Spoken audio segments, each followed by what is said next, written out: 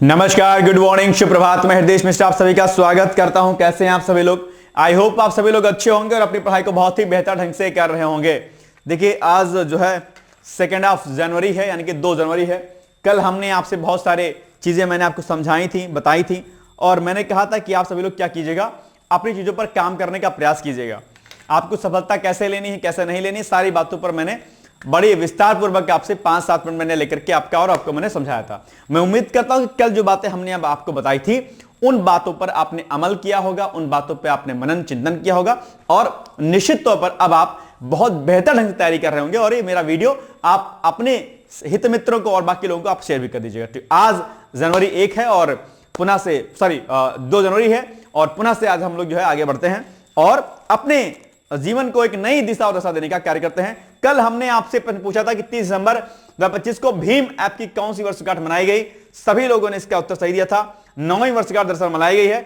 अगले साल 2026 में इसकी 10वीं वर्षगांठ मनाई जाएगी। ठीक है, आइए इसके अलावा अब आज आपके लिए पहला टॉपिक है time person of the year. दरअसल ये आप जानते होंगे, इसके बारे में डेफिनेटली आप लोग जानकारी रखते होंगे कि ये जो आपका पर्सन, ये time person of the year 2025 है, ये एक प्रतिष्ठित मीडिया मान्यता है अपने आप में, एक सम्मान है अपने आप में। इसकी शुरुआत 1927 में होती है अपने आप में। ठीक है, और महात्मा गांधी 1930 में यह उपाधि पाने वाले एकमात्र भारतीय हैं। ठीक है, और हालांकि अन्य भारतीयों को इसमें स्थान दिया गया है अलग अलग कैटेगरी में, लेकिन इसमें नहीं दिया गया है। तो यह भी एक बड़ी महत्वपूर्ण बात है अपने आप में। ठीक है, अंतिम निर्णय पूरी तरीके से जो पत्रिका के जो संपादक होते हैं, जो एडिटर होते हैं, उन पर यह डिपेंड करता है कि किसको वो देंगे सम्मान, क्या होगा। अंतिम निर्णय दरअसल उन्हीं का होता है। ठीक है, लेकिन यह बाध्यकारी नहीं होता और ना ही इसे 50% वेटेज दिया जाता है या केवल जनमत जानने तक का एक तरीका होता है अपने आप। तो कई सारे विशिष्ट चीजें इसमें होती हैं, आप इसको देख सकते हैं एक बार। क्योंकि time person of the year कौन रहा है, time person of the year, यह भी पूछा जाता है। मैं आपसे उम्मीद करता हूं कि आप इसे बताएंगे कि time person of the year 2025 किसे घोषित किया गया है। आप अगर इसका उत्तर बता सकते हैं तो मुझे कमेंट करके प्लीज बताइएगा और डेफिनेटली प्रश्न यहां से बनता है आपके एग्जाम में। ठीक है, चलिए अब आप बताइए प्रश्न इसका उत्तर क्या हो जाएगा। Number 1, time person of the year 2025 जो है के चयन प्रक्रिया और इतिहास के संदर्भ में निम्नलिखित कथनों पर विचार कीजिए। नंबर 1, यह उपाधि 1927 से टाइम पत्रिका के संपादकों द्वारा उस व्यक्ति या समूह को दी जाती है जिसने वर्ष की घटनाओं को सबसे अधिक प्रभावित किया है, चाहे अच्छे के लिए बुरे के लिए। नहीं, बुरे के लिए तो नहीं होगा भाई साहब।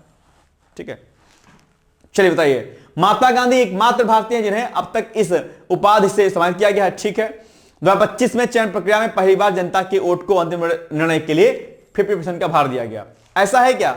बताओ कौन सा है सही कथन, कौन सा है इसमें उपरोक्त कथनों में से कौन सा कथन सही है? जल्दी से मुझे इसका कमेंट करके आप मुझे इसका आंसर बताइएगा प्लीज। फर्स्ट ए, यानी कि आपका 1 और 2 होगा। अभी इसमें ये चीज शामिल नहीं की गई है। चलिए, उत्तर प्रदेश सरकार के फ्लैगशिप कार्यक्रम मिशन शक्ति, यह भी चर्चाओं में रहा है, आप जानते होंगे। मिशन शक्ति एक व्यापक अभियान है। डेफिनेटली यहां से पहले पूछा भी गया है और आगे भी पूछा जा सकता है आपसे। ठीक है, इसका उद्देश्य क्या है? इसका उद्देश्य है कि महिलाओं की जो सिक्योरिटी होती है, सुरक्षा होती है, सुरक्षा, उनका सम्मान, स्वावलंबन सुनिश्चित करना है। तो ये पॉइंट आपको जानना, ये आपके लिए क्या है? इंपॉर्टेंट। मिशन शक्ति आपके लिए बहुत इंपॉर्टेंट है। 5वें चरण में महिलाओं के लिए सुरक्षित वातावरण बनाने के लिए पुलिसिंग को और अधिक सुलभ बनाने पर जोर दिया गया है, जिसमें सभी 1500 प्लस पुलिस थानों में महिला हेल्प डेस्क और शहरों में पिंक बूथ क्या है शामिल किए गए हैं, उसको बनाए गए हैं।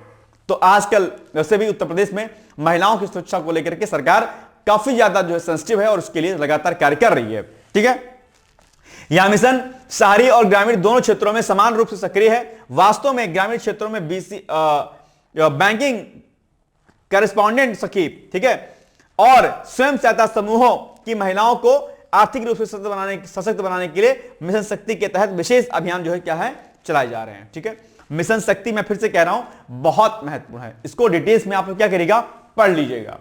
उत्तर प्रदेश सरकार के फ्लैगशिप कार्यक्रम मिशन शक्ति का जो 5वां चरण है उसके प्रभाव और कार्यान्वयन के संदर्भ में निम्नलिखित कथनों पर विचार कीजिए। नंबर 1, इस चरण का प्राथमिक फोकस नारी सुरक्षा, नारी सम्मान और नारी स्वावलंबन के 3 स्तंभों को एकीकृत करना है। बिल्कुल सही बात है, ऐसा ही तो करना है। ठीक है, दूसरा आपके सामने क्या है? इसके तहत राज्य के सभी थानों में महिला हेल्प डेस्क और प्रमुख चौराहों पर पिंक बूथ की स्थापना अनिवार्य कर दी गई है। बिल्कुल सही बात है, ऐसा ही किया गया है, कोई इशू नहीं है आपके लिए। ठीक है। तीसरा, यह अभियान केवल शहरी क्षेत्रों तक सीमित है और ग्रामीण स्वयं सहायता समूहों को इसमें शामिल नहीं करता है। क्या ऐसा है? नहीं, मुझे तो नहीं लगता कि ऐसा है भाई साहब, तो ये रॉन्ग हो जाएगा। मुझे लगता है कि एक वाला सही है और दो वाला सही है। आपके अनुसार इसमें से कौन सा कथन सही है? जल्दी से मुझे इसका उत्तर बताइएगा। कौन सा विकल्प इसमें सही हो जाएगा? Please give me your answers. ठीक है, बताइए क्या हो जाएगा? बिल्कुल सही है, ये नहीं है, एक और दो है, तो एक और दो कहां है विकल्प में? ए वाले ऑप्शन में, यानी कि A is the right answer. That's it, बस हो गया है ना।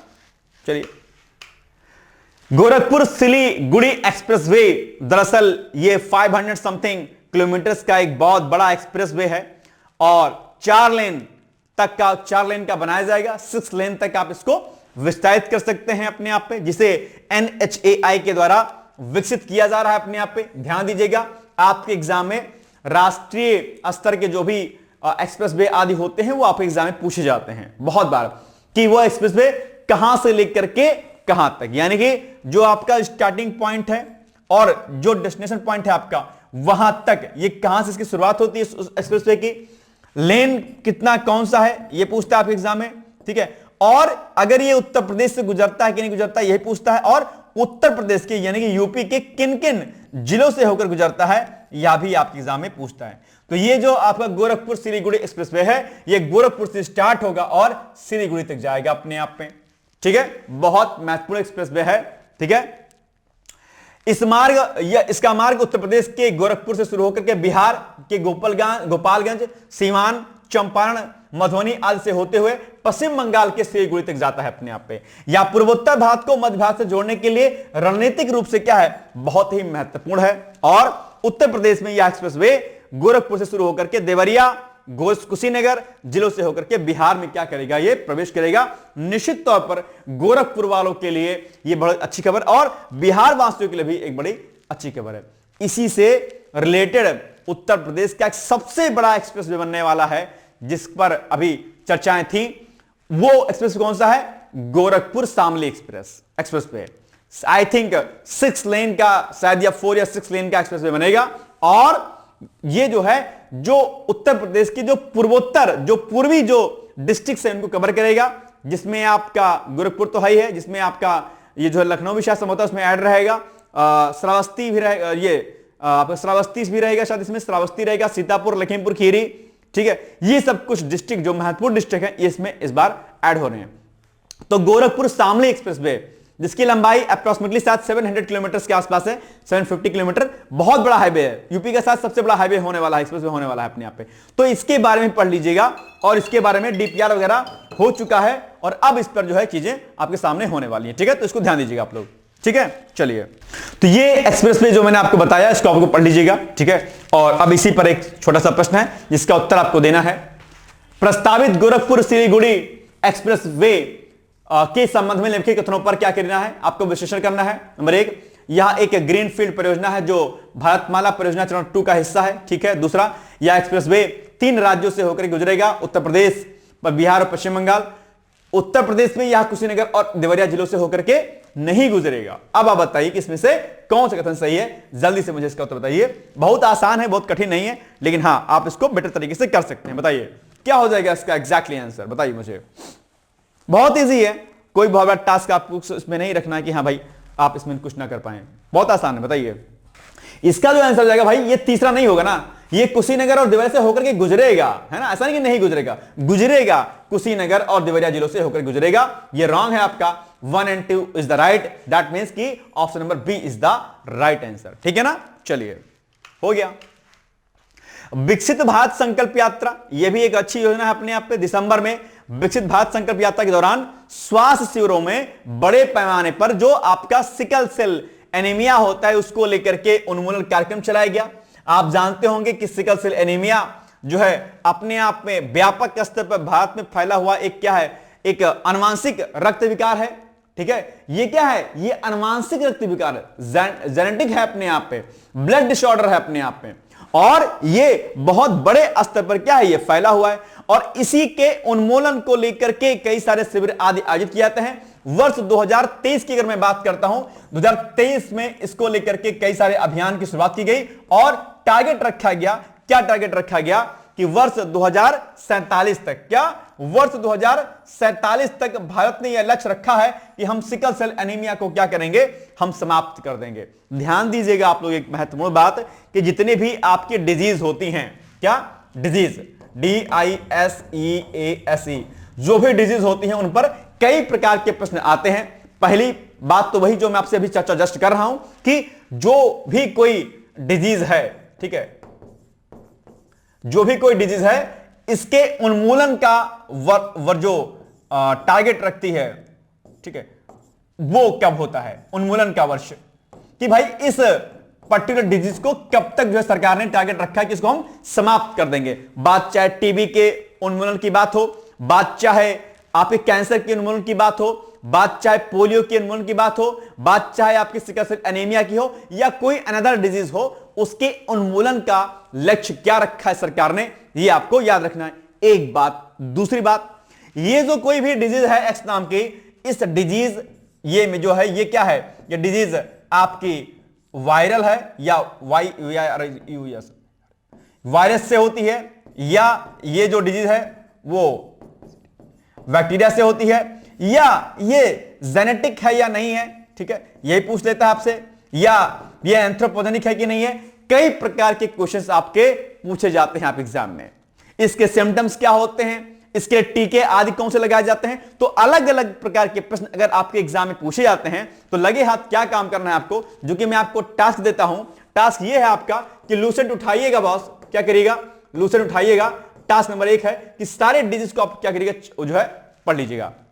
आपको एक मैं अच्छा तरीका बताता हूं, आप अपना फोन उठाइए और लूसेंट में जो जो टेबल की फॉर्म में इंफॉर्मेशन हो या घटना चक्र जब आप पढ़ रहे हो तो वहां पर जो जो चीजें इंपॉर्टेंट हो उनकी क्या करिए, फोटो क्लिक कर लीजिए बॉस, और फोटो क्लिक करके उसकी पीडीएफ बना लीजिए कैम स्कैनर से, ठीक है। और उसके बाद क्या काम करना है कि उसको जो है आपको निकलवा लेना है, कहां से, आपको प्रिंट आउट निकलवा लेना है। तो प्रिंट आउट निकाल लेंगे, बस हो जाएगा आपका काम। तो ये चीज आपको क्या करनी है, विशेष तौर पर आपको ध्यान रखनी है, ठीक है। इतना काम कर लेंगे तो बड़े स्तर की आपकी तैयारी हो जाएगी, ठीक है। चलिए, ये आपको मैं टास्क दिया मैंने, है ना, इसको करना है आपको। और हाल फिलहाल में किन किन डिजीज को लेकर के सरकार ने उन्मूलन का लक्ष्य घोषित किया है उसकी एक अलग से लिस्ट बना लीजिएगा।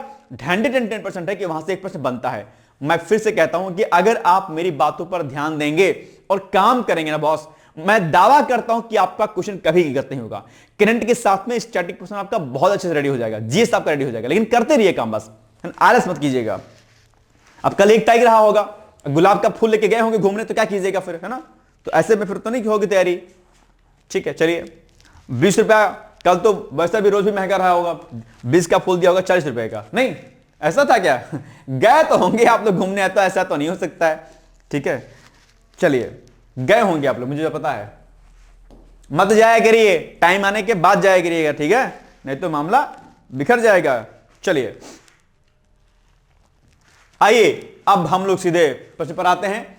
विकसित भारत संकल्प यात्रा के दौरान आयोजित स्वास्थ्य शिविरों में जारी आंकड़ों के अनुसार सरकार ने किस वर्ष तक सिकल सेल एनीमिया को खत्म करने का लक्ष्य रखा है? 2047 का लक्ष्य रखा है, ठीक है। ये बात आपको क्या करनी है, याद रखनी है। ये देखिए यहां पर ये पॉइंट लिखा भी हुआ आपके सामने, ठीक है। चलिए, तो बस 2047 इज द राइट आंसर, सी हो जाएगा आपका सही आंसर, ठीक है ना। चलिए, भारत नेपाल संयुक्त सैन्य अभ्यास सूर्य किरण, ये अभी चर्चाओं में रहा है। प्रतिवर्ष आयोजित होने वाला ये अभ्यास होता है।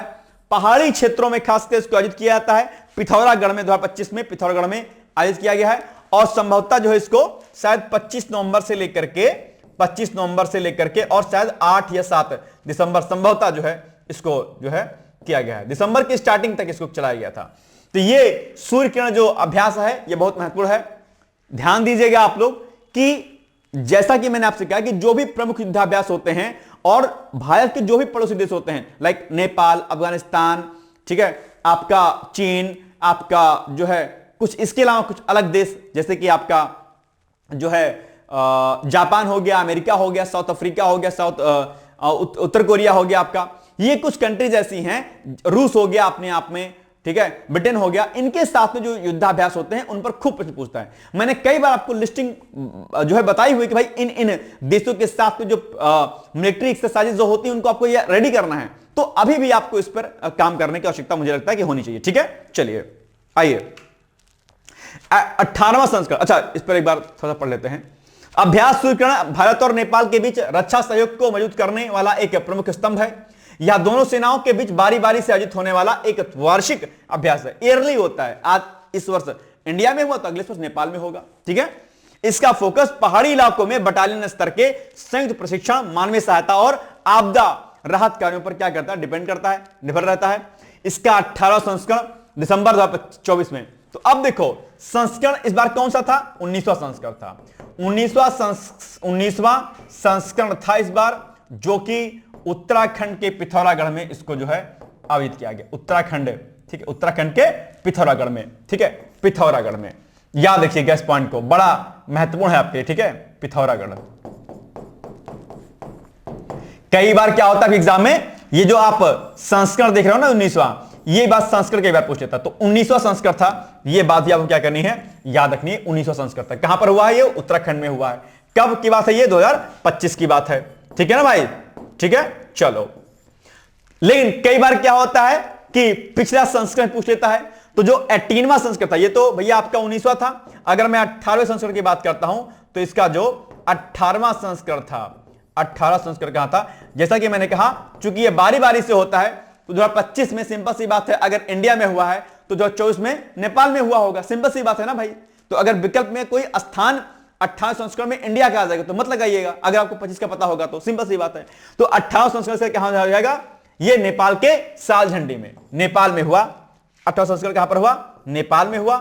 नेपाल के कहां पर हुआ, सालझंडी एक स्थान है, वहीं पर ये जो है आयोजित किया गया था। तो ये भी आपको क्या करना है, याद रखना है। ठीक है, ये चीजें आपको याद रखनी है। बाकी 19वां संस्करण मैंने आपको बता ही दिया। तो ये एक खास पॉइंट है, आपको आप याद रखना है। ठीक है, चलिए आगे बढ़ते हैं हम लोग।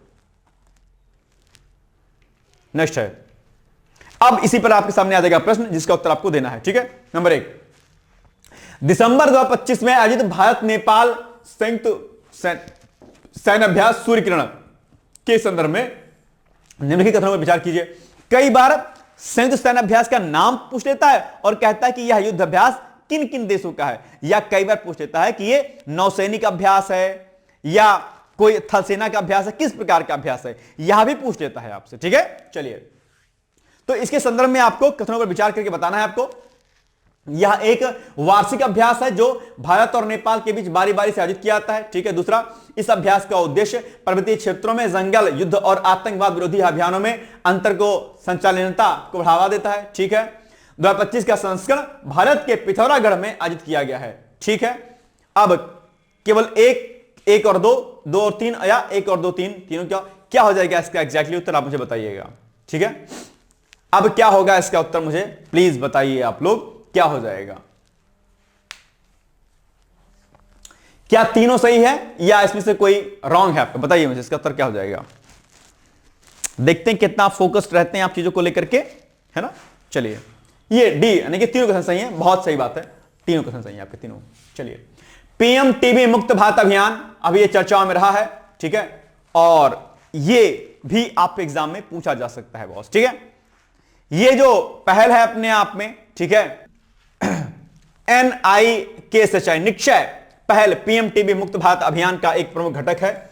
यह दाताओं, ठीक है, यह दाताओं यानी कि कॉर्पोरेट एनजीओ या व्यक्तियों को टीबी रोगियों को गोद लेने और उन्हें पोषण संबंधी सहायता, नैदानिक सहायता और व्यावसायिक सहायता प्रदान करने की अनुमति देता है अपने आप पे भैया, कि टीबी रोगियों की आप सहायता कर सकते हैं अलग अलग प्रकार, जो भी एनजीओ और बाकी अन्य जो लोग होते हैं, ठीक है, वो लोग इसकी हेल्प कर सकते हैं। ये जो निक्षय मित्रों का पंजीकरण अब और टीबी स्क्रीनिंग एक प्रमुख गतिविधि थी। निक्षय का अर्थ क्या, क्षय रोग, टीबी का अंत, निक्षय, क्या, निक्षय यानी कि जो क्षय रोग है जिसको हम टीबी रोग के नाम से जानते हैं, इसका क्या करना है, इसका उन्मूलन करना है, इसको समाप्त करना है, इसका अंत करना है। तो इसलिए निक्षय मित्र योजना चलाई गई है कि भैया ऐसे लोग जो टीबी रोगियों की सहायता कर सकते हैं, उनकी हेल्प कर सकते हैं, उसकी समाप्ति में अपना सहयोग कर सकते हैं, ऐसे लोग आए और अपना हेल्प करें। तो ऐसे लोगों को हम निक्षय कहते हैं, निक्षय मित्र। जैसे माना मैं निक्षय मित्र हो गया तो मैंने क्या किया है, माना कि ऐसे मैं निक्षय मित्र हूं, तो मैंने क्या किया कि मैं किसी ऐसे रोगी को मैं अपने घर में लेके आता हूं जो क्या कहते हैं पीड़ित है टीबी से, और उसकी मैं सहायता आदि करता हूं, तो मैं निक्षय मित्र हो गया। उसकी हेल्प, निक्षय, क्षय रोग को समाप्त करने वाला मित्र हो गया मैं। ठीक है, चलिए इसमें एनजीओ जो होते हैं और बाकी अन्य लोग इसमें आ सकते हैं। ठीक है, चलिए विकसित भारत संकल्प यात्रा के, अब इस पर प्रश्न है, ठीक है, कि विकसित भारत संकल्प यात्रा के स्वास्थ्य डैशबोर्ड के अनुसार पीएम टीबी मुक्त भारत अभियान के तहत टीबी रोगियों की सहायता के शुरू की गई पहल का नाम क्या है? निक्षय मित्र है, टीबी सखी है, आरोग्य बंधन है, स्वास्थ्य साथी है, क्या नाम है? अभी हमने आपको बताया, कितना अच्छा सा बताया मैंने आपको। बताइए क्या हो जाएगा इसका एग्जैक्टली आंसर, बताइए क्या हो जाएगा इसका उत्तर भाई। अभी हमने आपको बताया है कि ये निक्षय मित्र, ए इज द राइट आंसर, बस हो गया, दैट्स इट, है ना। चलिए शक्ति दीदी पहल अभी चर्चाओं में रहा है, तो सेफ सिटी परियोजना निगरानी से समित है ये अपने आप पे। मिशन शक्ति के तहत सामुदायिक पुलिसिंग और जागरूकता के लिए शक्ति दीदी पहल बहुत प्रमुख रही है। ये ग्रामीण और शहरी महिलाओं के लिए काम करती हैं, उनके बारे में जागरूकता को फैलाती हैं, और साइबर सिक्योरिटी से लेकर के महिलाओं की सुरक्षा के लिए क्या कुछ चीजें इंपॉर्टेंट हो सकती हैं, ये जो सखी दीदी हैं वो उन्हें क्या करती हैं, सहायता करती हैं अपने आप। तो ये एक अच्छी पहल है ना। शक्ति दीदी पहल बहुत प्रमुख रही है। शक्ति दीदी महिला पुलिसकर्मी होती हैं, है ना, ऐसे नहीं कोई महिला पुलिसकर्मी होती हैं जो गांव और मोहल्लों में जाती हैं, महिलाओं से जुड़ती हैं और उन्हें सरकारी योजनाओं और साइबर सुरक्षा जैसे साइबर फ्रॉड, सोशल मीडिया से सेफ्टी के बारे में जागरूकता देती हैं। कितनी अच्छी पहल है अपने यहाँ पे, बताइए, है ना। यह जमीनी स्तर पर सूचना एकत्र करने और समाधान प्राप्त करने का एक प्रभावी तंत्र है। साइबर सखी एक अलग एनजीओ अवधारणा है, लेकिन यूपी पुलिस के संदर्भ में सखी दीदी आधिकारिक शब्द है अपने यहाँ पे, ठीक है, ऑफिशियल है। ठीक है, अब बताइए आप लोग प्रश्न इसी से। महिलाओं के लिए हम बहुत कुछ करते हैं, लेकिन एक बात ध्यान रखिए कि महिलाएं सुरक्षित तब हो सकती हैं जब वो अपने भीतर आत्मविश्वास को पैदा करें। अगर आपके भीतर आत्मविश्वास नहीं है, अगर गलत से लड़ने की क्षमता आपके भीतर नहीं है, सरकार कितना ही प्रयत्न कर ले, आप नहीं सही हो सकती हैं। मैं अक्सर इसलिए बात आपसे कहता हूं कि अगर आप महिला हैं तो अपनी शक्ति को पहचानने का प्रयास किया करिए। आप में बहुत आत्मबल है, बहुत आत्मशक्ति है, किसी से मत डरिए। कोई भी XYZ है, मेरे पास ऐसे 72 एग्जाम्पल हैं जो मैं नहीं जो मैं आपसे क्या सामने कह सकता हूं, लेकिन मैं नहीं कहूंगा। ठीक है, क्या कीजिएगा, महिलाएं लोक लाज और सामाजिक बंधनों से इतना अपने आप को जोड़ लेती हैं कि वो कोई कदम नहीं उठा पाती हैं, और यही गलत है, और यही कमजोरी पुरुष वर्ग जो है इसका उठाता है। डरना नहीं है आपसे, है ना, डरना बिल्कुल नहीं है। गलत होता है तो उसका माकूल जवाब दीजिए आप लोग, है ना, डरिएगा नहीं। डरते रहेंगे तो महिला सशक्तिकरण नहीं हो सकता, ध्यान दीजिएगा इस बात का आप लोग। ठीक है, चलिए अब आप बताइए क्या हो जाएगा इसका उत्तर। उत्तर प्रदेश में मिशन शक्ति के तहत महिलाओं के खिलाफ साइबर अपराधों से निपटने के लिए कौन सी विशिष्ट पहल की शुरू की गई है? ऑपरेशन त्रिनेत्र, साइबर सखी, safe city project, smart surveillance project, या फिर शक्ति दीदी? बताइए क्या हो जाएगा। D is the right answer, ठीक है ना, D is the right answer. चलिए अब आपके लिए प्रश्न है, बांग्लादेश की राजधानी क्या है? बहुत आसान है भाई साहब, बहुत आसान है। ठीक है, तुरंत आंसर दीजिए। वो एकदम दिमाग से आया मेरे, तो मैंने प्रश्न डाल दिया, लेकिन फिर भी बताइएगा आप लोग। बांग्लादेश को प्रश्न मैंने इसलिए डाला कि भैया बांग्लादेश के बारे में पढ़ लीजिएगा आप लोग इसके, है ना। कल मैंने एक प्रश्न कराया था, सीमाएं, इसकी भौगोलिक सीमाएं क्या हैं, क्या कैसे हैं, इसको एक बार पढ़िएगा। बांग्लादेश के बारे में जानकारी रखिएगा। अंतरराष्ट्रीय संबंधों में बांग्लादेश पर प्रश्न बन सकता है आपके एग्जाम में, पीसीएस में, यूपीएससी में। ठीक है, चलिए मुख्य परीक्षा का प्रश्न आपके लिए कि भारतीय राष्ट्रीय कांग्रेस की स्थापना के उद्देश्य क्या थे? प्रारंभिक कांग्रेस की भूमिका का मूल्यांकन कीजिए। वैसे भी कांग्रेस खूब चर्चाओं में रहता है ठीक है, तो कांग्रेस के बारे में जरा, कांग्रेस प्रेमी अगर आप होंगे तो बहुत अच्छी बात है अपने यहाँ पे, है ना। लिखिएगा कांग्रेस के ऊपर क्या उद्देश्य था, प्रारंभिक उद्देश्य, जिसकी स्थापना एओ ह्यूम ने की थी। आखिर कांग्रेस की स्थापना के प्राथमिक उद्देश्य क्या थे, और ठीक है, कांग्रेस की भूमिका का मूल्यांकन कीजिए। प्रारंभिक कांग्रेस की भूमिका यानी कि उस समय तत्कालिक जो कांग्रेस थी, अभी की वाली नहीं, अभी का तो अलग ही चल रहा है काम, है ना। जो उस समय की कांग्रेस थी उसका आखिर क्या मोटो था, बताइएगा। ठीक है, चलिए ये बड़ा इंपॉर्टेंट है आपके एग्जाम के लिए। आइए आगे बढ़ते हैं हम लोग। कल हमने आपसे प्रश्न पूछा था, राज्य लोक सेवा आयोग और संघ लोक सेवा के बीच में अंतर क्या, स्पष्ट कीजिए। सभी लोगों ने इसका उत्तर सही दिया था। मुझे लगता है कि आप लोग एकदम होशियार हैं और एकदम एग्जैक्टली आप लोग उत्तर सही से दे पाते हैं। संघ लोक सेवा और लोक सेवा आयोग के बारे में मुझे नहीं लगता कि कुछ भी बताने की आवश्यकता आपको है, आप डेफिनेटली जानते होंगे। वीडियो को पॉज करके आप इसको पढ़ सकते हैं। ठीक है, क्या कैसे चीजें दे रखी हैं, क्या क्या भर्तियां की जाती हैं, कैसे कैसे, ये सब चीजें इसमें थोड़ा सा 125 वर्ड्स में मैंने इसको दिया था लिखने के लिए आपको। ठीक है, चलिए ये आप एक बार पढ़ लीजिएगा, आसान था। 125 शॉर्ट नोट्स टाइप आप समझ लीजिए इसको, है ना, बस ठीक है। सेवा क्षेत्र में क्या क्या है, ये सारी बातें इसमें लिखी गई हैं, ठीक है। चलिए, बाकी ऑफर चल ही रहा है पीसी से लेकर के अलग अलग कोर्सों में, तो आप चाहें तो इस नंबर पर संपर्क करके आप हमसे ले सकते हैं फायदा। और अभी आप चाहें तो एडमिशन अभी भी ले सकते हैं, एक दिन के लिए 2 दिन के लिए ऑफर को बढ़ा दिया गया। आप चाहें तो हमारे लेखपाल का बैच हो गया, हमारा बीओ का बैच हो गया, आरओआर 2026 का बैच हो गया, इलाहाबाद हाईकोर्ट आरओआर का बैच हो गया, आपका करंट अफेयर्स बूस्टर बैच का हो गया, एसए का बैच हो गया, आरओ मेंस 2023 का बैच हो गया। आप किसी भी कोर्स में एडमिशन लेंगे अभी जो है ऑफर चल रहा है, आप चाहें तो इसको ज्वाइन कर सकते हैं, ठीक है। इसके लिए 8604409201 पर आप मुझसे संपर्क कर सकते हैं, ठीक है। ये हो गया आज का हमारा एक इंपॉर्टेंट वीडियो। मिलेंगे हम लोग कल, तब तक आप लोग पढ़ते रहिए, मस्त रहिए, व्यस्त रहिए, यूं ही मुस्कुराते रहिए। बहुत बहुत धन्यवाद, all the best, thank you so much, bye bye, take care, thank you. क्या आप लोक सेवा आयोग उत्तर प्रदेश की आरओ परीक्षा में सफल होकर सचिवालय में समीक्षा अधिकारी जैसे प्रतिष्ठित पद पर चयनित होना चाहते हैं? क्या आपके पास व्यस्त दिनचर्या या व्यक्तिगत परिस्थितियों के कारण नियमित पढ़ने के लिए समय की कमी है, इसलिए एक दिन में आप 8 से 10 घंटे नहीं पढ़ सकते हैं? क्या आपका संकल्प है कि सचिवालय में समीक्षा अधिकारी बनना ही बनना है और आप उसके लिए सही मार्गदर्शन की तलाश कर रहे हैं?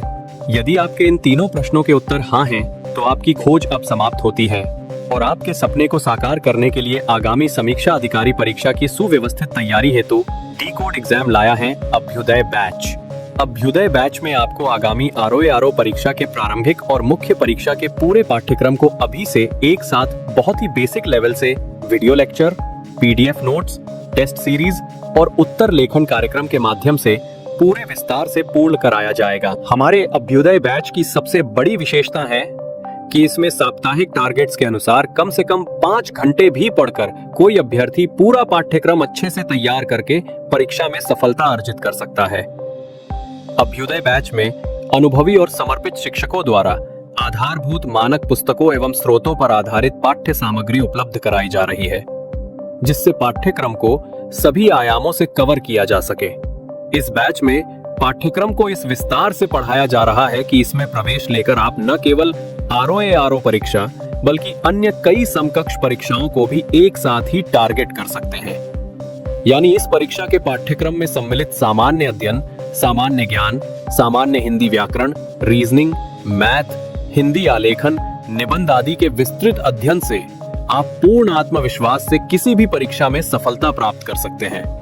उत्तर प्रदेश की पीसीएस प्रारंभिक परीक्षा में भी इस बैच को पढ़कर सफलता प्राप्त की जा सकती है। इस बैच में निर्धारित लक्ष्य के अनुसार एक सप्ताह में मात्र 18 से 20 वीडियो लेक्चर देखने होते हैं, जो आप प्रतिदिन 4 से 5 घंटे का समय निकालकर आसानी से पढ़कर तैयार कर सकते हैं। ये बैच ऑनलाइन जरूर है, परंतु इस बैच में छात्रों और शिक्षकों के बीच सीधे संवाद के लिए प्रक्रिया निर्धारित है, जिससे अभ्यर्थी अपनी शंकाओं का व्यक्तिगत समाधान प्राप्त कर सकते हैं।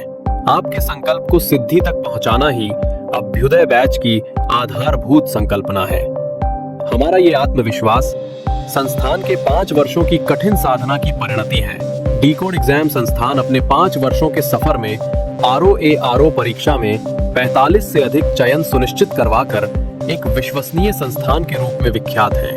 इसलिए बिना किसी संशय के पूर्ण विश्वास के साथ आप भी हमसे जुड़कर अपनी सफलता का नया अध्याय लिख सकते हैं। इस बैच से जुड़ने के लिए हमारे संस्थान के नंबर 8604409201 अथवा 9506742546 पर व्हाट्सएप या कॉल करके बैच की पूरी जानकारी प्राप्त की जा सकती है। अभी 500 शुरुआती छात्रों को विशेष छूट भी प्रदान की जा रही है, इसलिए इस अवसर का लाभ उठाने के लिए अतिशीघ्र प्रवेश लेकर अभ्युदय बैच से जुड़े। प्रवेश के लिए अभी संपर्क करें और शुल्क में छूट प्राप्त करें।